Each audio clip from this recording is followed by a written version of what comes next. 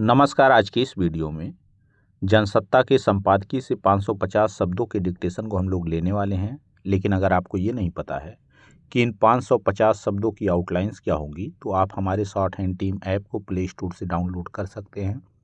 App पर इस पूरे आर्टिकल को शॉर्ट हैंड यानी संकेत लिपि में ट्रांसलेट करके आपको दिया जाता है। और अगर आपको इस डिक्टेशन के PDF की ज़रूरत है तो PDF भी आपको ऐप पर ही मिलेगा। लिंक इसी वीडियो के ठीक नीचे डिस्क्रिप्शन बॉक्स में आपको मिल जाएगा। इस डिक्टेशन को हम 3 अलग अलग स्पीड में लेंगे। पहली बार में 70 की स्पीड में, दूसरी बार में 80 की स्पीड में, तो तीसरी और आखिरी बार में इसी डिक्टेशन को हम लोग 90 की स्पीड में लेने वाले हैं। तो 70 की स्पीड में आपका डिक्टेशन स्टार्ट होगा 5 सेकेंड के बाद। तब तक के लिए आप रेडी रहें।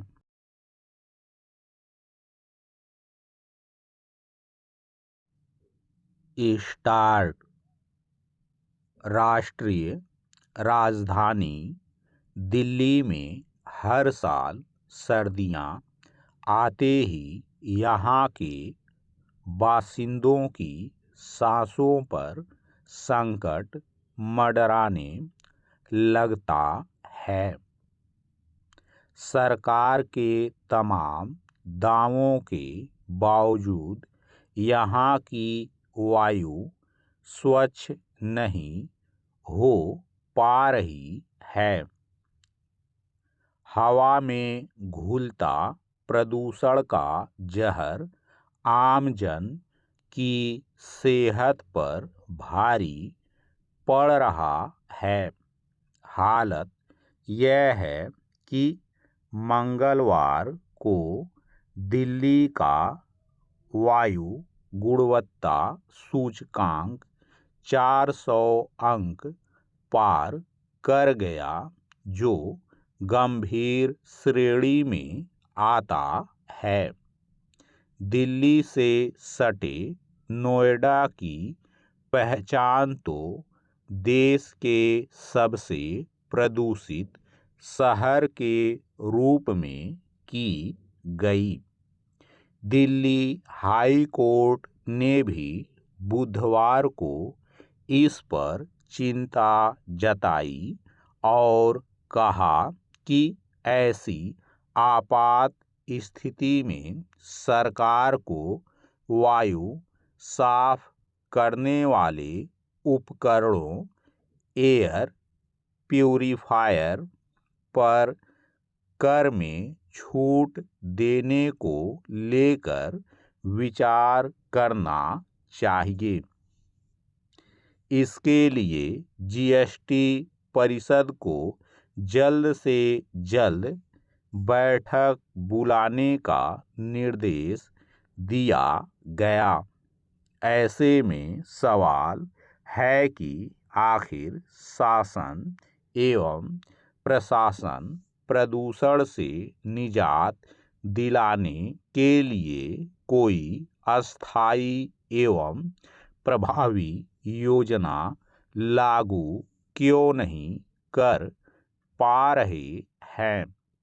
इस बात पर गौर करना भी जरूरी है कि जो उपाय लागू किए गए हैं, क्या उन पर व्यवहारिक रूप से अमल हो पा रहा है या नहीं।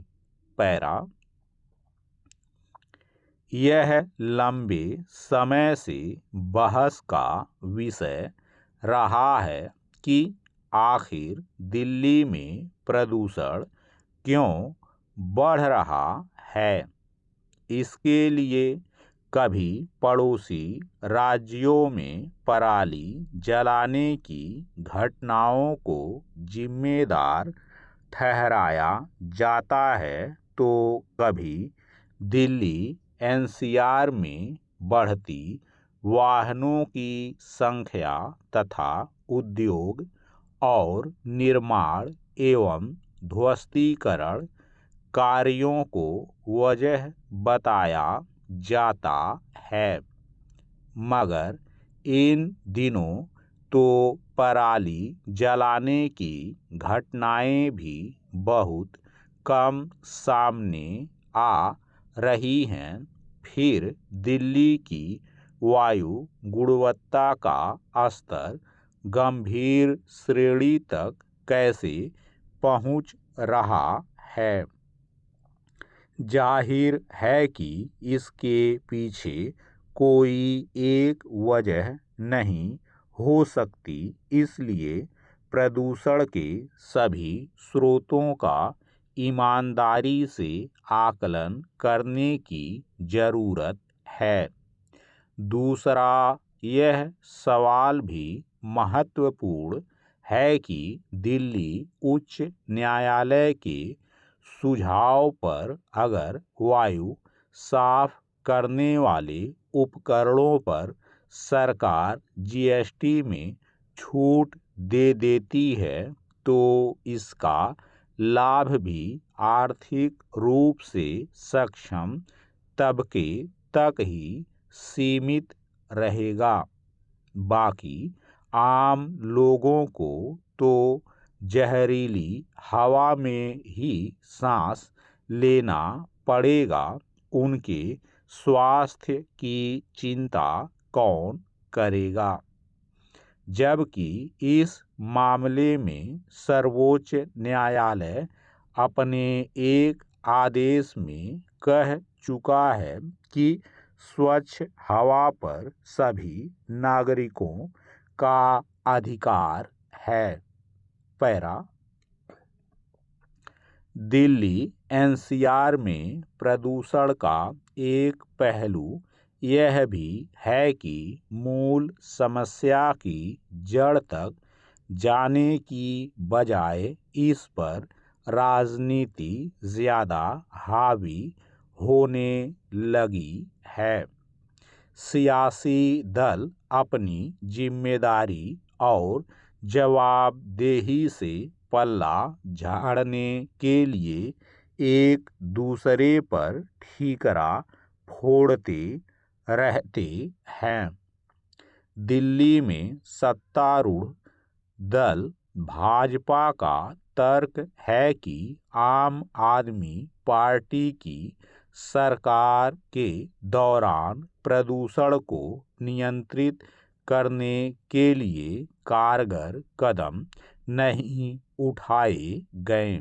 वहीं आम आदमी पार्टी का कहना है कि भाजपा अपनी जवाबदेही से ध्यान भटकाने के लिए इस तरह के आरोप लगा रही है।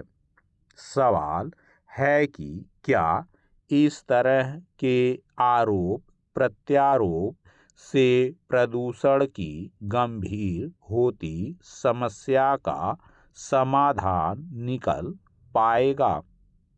जहरीली हवा की वजह से जो लोग विभिन्न बीमारियों का शिकार हो रहे हैं, उसके लिए कौन जिम्मेदार है। समय आ गया है कि मानव जीवन की रक्षा को सर्वोपरि मानकर प्रदूषण पर नियंत्रण के लिए दलगत राजनीति से ऊपर उठकर सामूहिक प्रयास किए जाएं ताकि सभी नागरिक स्वच्छ हवा में सांस ले सके। स्टॉप। दोस्तों, इसी डिक्टेशन को दूसरी बार में हम लोग 80 की स्पीड में लेंगे और आपका समय स्टार्ट होगा 5 सेकेंड के बाद। तब तक के लिए आप रेडी रहें।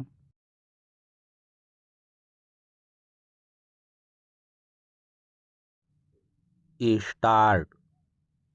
राष्ट्रीय राजधानी दिल्ली में हर साल सर्दियां आते ही यहाँ के बासिंदों की सांसों पर संकट मंडराने लगता है।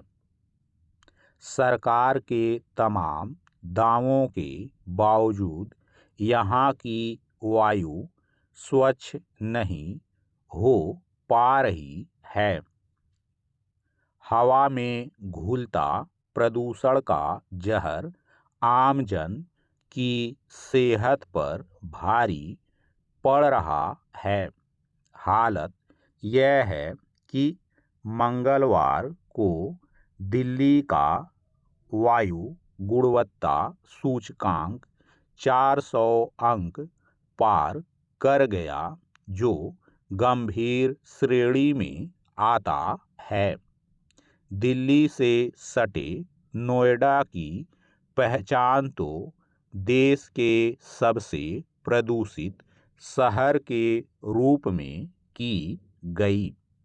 दिल्ली हाई कोर्ट ने भी बुधवार को इस पर चिंता जताई और कहा कि ऐसी आपात स्थिति में सरकार को वायु साफ करने वाले उपकरणों एयर प्यूरिफायर पर कर में छूट देने को लेकर विचार करना चाहिए।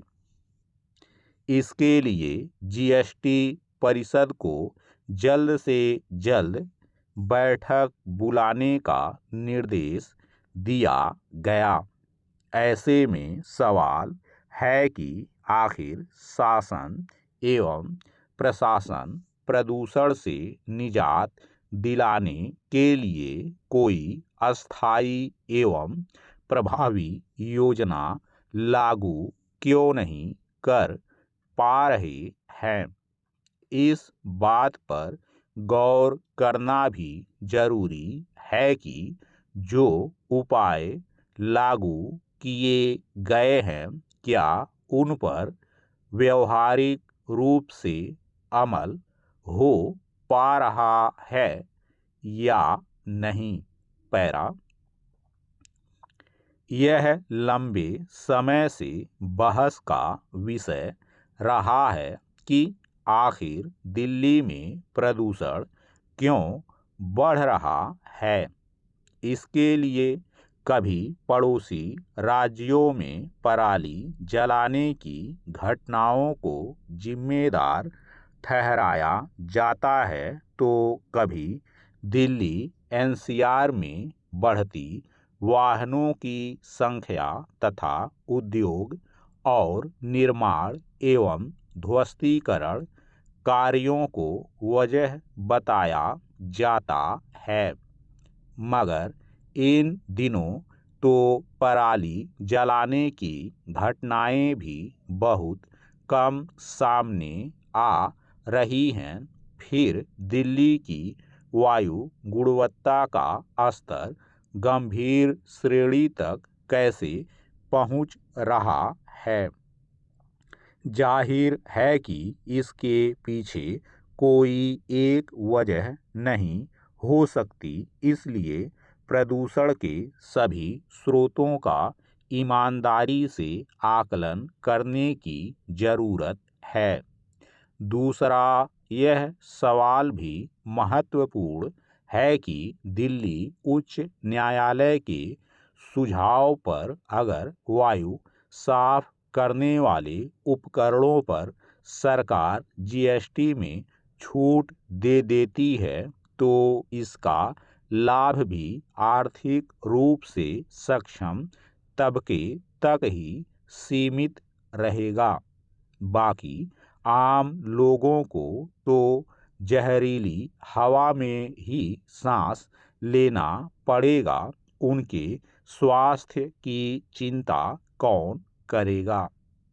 जबकि इस मामले में सर्वोच्च न्यायालय अपने एक आदेश में कह चुका है कि स्वच्छ हवा पर सभी नागरिकों का अधिकार है।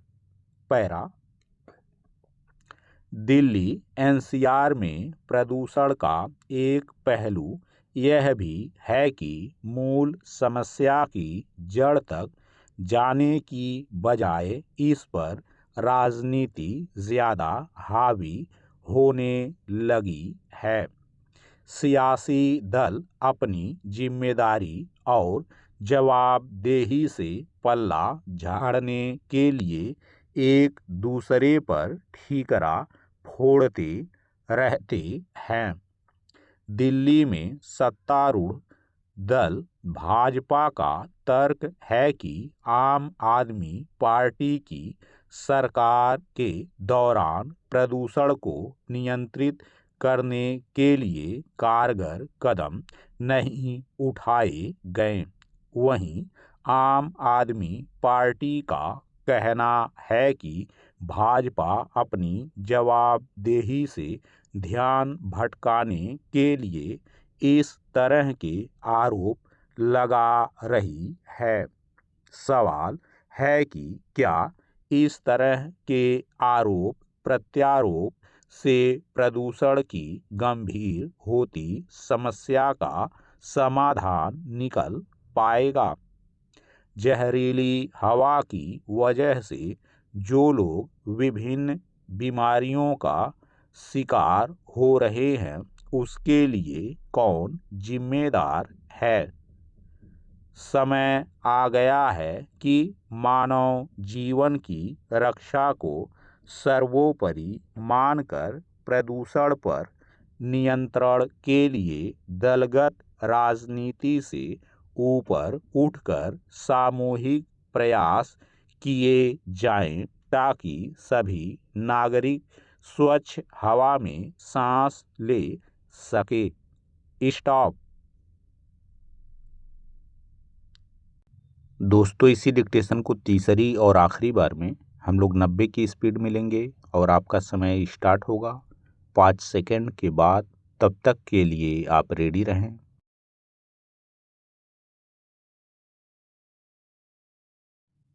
स्टार्ट। राष्ट्रीय राजधानी दिल्ली में हर साल सर्दियां आते ही यहाँ के बासिंदों की सांसों पर संकट मंडराने लगता है। सरकार के तमाम दावों के बावजूद यहाँ की वायु स्वच्छ नहीं हो पा रही है। हवा में घुलता प्रदूषण का जहर आमजन की सेहत पर भारी पड़ रहा है। हालत यह है कि मंगलवार को दिल्ली का वायु गुणवत्ता सूचकांक 400 अंक पार कर गया, जो गंभीर श्रेणी में आता है। दिल्ली से सटे नोएडा की पहचान तो देश के सबसे प्रदूषित शहर के रूप में की गई।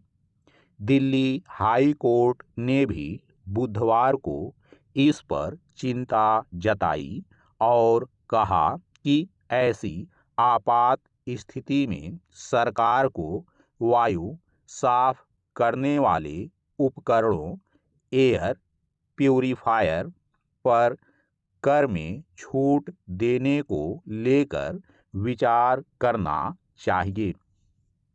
इसके लिए जीएसटी परिषद को जल्द से जल्द बैठक बुलाने का निर्देश दिया गया। ऐसे में सवाल है कि आखिर शासन एवं प्रशासन प्रदूषण से निजात दिलाने के लिए कोई अस्थायी एवं प्रभावी योजना लागू क्यों नहीं कर पा रहे हैं। इस बात पर गौर करना भी जरूरी है कि जो उपाय लागू किए गए हैं, क्या उन पर व्यवहारिक रूप से अमल हो पा रहा है या नहीं। पैरा। यह लंबे समय से बहस का विषय रहा है कि आखिर दिल्ली में प्रदूषण क्यों बढ़ रहा है। इसके लिए कभी पड़ोसी राज्यों में पराली जलाने की घटनाओं को जिम्मेदार ठहराया जाता है, तो कभी दिल्ली एनसीआर में बढ़ती वाहनों की संख्या तथा उद्योग और निर्माण एवं ध्वस्तीकरण कार्यों को वजह बताया जाता है। मगर इन दिनों तो पराली जलाने की घटनाएं भी बहुत कम सामने आ रही हैं। फिर दिल्ली की वायु गुणवत्ता का स्तर गंभीर श्रेणी तक कैसे पहुंच रहा है? जाहिर है कि इसके पीछे कोई एक वजह नहीं हो सकती, इसलिए प्रदूषण के सभी स्रोतों का ईमानदारी से आकलन करने की जरूरत है। दूसरा, यह सवाल भी महत्वपूर्ण है कि दिल्ली उच्च न्यायालय के सुझाव पर अगर वायु साफ करने वाले उपकरणों पर सरकार जीएसटी में छूट दे देती है तो इसका लाभ भी आर्थिक रूप से सक्षम तबके तक ही सीमित रहेगा। बाकी आम लोगों को तो जहरीली हवा में ही सांस लेना पड़ेगा। उनके स्वास्थ्य की चिंता कौन करेगा? जबकि इस मामले में सर्वोच्च न्यायालय अपने एक आदेश में कह चुका है कि स्वच्छ हवा पर सभी नागरिकों का अधिकार है। पैरा दिल्ली एनसीआर में प्रदूषण का एक पहलू यह भी है कि मूल समस्या की जड़ तक जाने की बजाय इस पर राजनीति ज़्यादा हावी होने लगी है। सियासी दल अपनी जिम्मेदारी और जवाबदेही से पल्ला झाड़ने के लिए एक दूसरे पर ठीकरा फोड़ते रहते हैं। दिल्ली में सत्तारूढ़ दल भाजपा का तर्क है कि आम आदमी पार्टी की सरकार के दौरान प्रदूषण को नियंत्रित करने के लिए कारगर कदम नहीं उठाए गए। वहीं आम आदमी पार्टी का कहना है कि भाजपा अपनी जवाबदेही से ध्यान भटकाने के लिए इस तरह के आरोप लगा रही है। सवाल है कि क्या इस तरह के आरोप प्रत्यारोप से प्रदूषण की गंभीर होती समस्या का समाधान निकल पाएगा? जहरीली हवा की वजह से जो लोग विभिन्न बीमारियों का शिकार हो रहे हैं, उसके लिए कौन जिम्मेदार है? समय आ गया है कि मानव जीवन की रक्षा को सर्वोपरि मानकर प्रदूषण पर नियंत्रण के लिए दलगत राजनीति से ऊपर उठकर सामूहिक प्रयास किए जाएं ताकि सभी नागरिक स्वच्छ हवा में सांस ले सके। स्टॉप।